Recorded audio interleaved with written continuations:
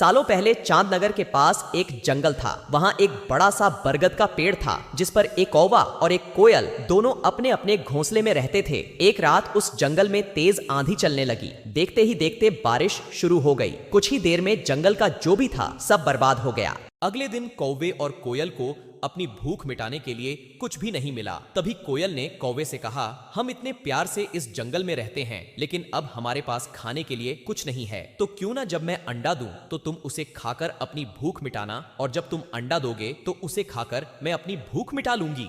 कौवे ने कोयल की बात पर सहमति जताई। संयोग से सबसे पहले कौवे ने अंडा दिया और कोयल ने उसे खाकर अपनी भूख मिटा ली। फिर कोयल ने अंडा दिया। कौवा जैसे ही कोयल का अंडा खाने लगा तो कोयल ने उसे रोक दिया। कोयल ने कहा, तुम्हारी चोंच साफ नहीं है, तुम इसे धोकर आओ, फिर अंडा खाना। भागकर कौवा नदी के किनारे गया। उसने नदी से कहा, तुम मुझे पानी दो, मैं अपनी चोंच धोकर कोयल का अंडा खाऊंगा। नदी बोली, ठीक है, पानी के लिए तुम एक बर्तन लेकर आओ। अब कौवा जल्दी से कुम्हार के पास पहुंचा। उसने कुम्हार से कहा, मुझे घड़ा दे दो, उसमें मैं पानी भरकर अपनी चोंच धोऊंगा और फिर कोयल का अंडा खाऊंगा।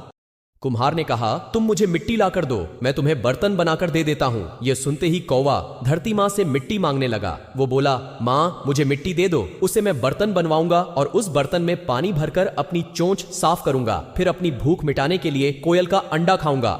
धरती माँ बोली, मैं मिट्टी दे दूंगी, लेकिन तुम्हें खुरपी लानी होगी, उसी से खोदकर मिट्टी निकलेगी। दौड़ते हुए कौवा लोहार के पास पहुंचा। उसने लोहार से कहा, मुझे खुरपी दे दो, उससे मैं मिट्टी निकालकर कुम्हार को दूंगा और बर्तन लूंगा, फिर बर्तन में पानी भरूंगा और उस पानी से अपनी चोंच धोकर कोयल का अंडा खाऊंगा। लोहार ने गर्म गर्म खुरपी कौवे को दे दी। जैसे ही कौवे ने उसे पकड़ा, उसकी चोंच जल गई और कौवा तड़पते हुए मर गया। इस तरह चतुराई से कोयल ने अपने अंडे कौवे से बचा लिए। कहानी से सीख, कौवे और कोयल की कहानी यह सीख देती है कि दूसरों पर आंख बंद करके भरोसा नहीं करना चाहिए, इससे नुकसान खुद का ही होता है।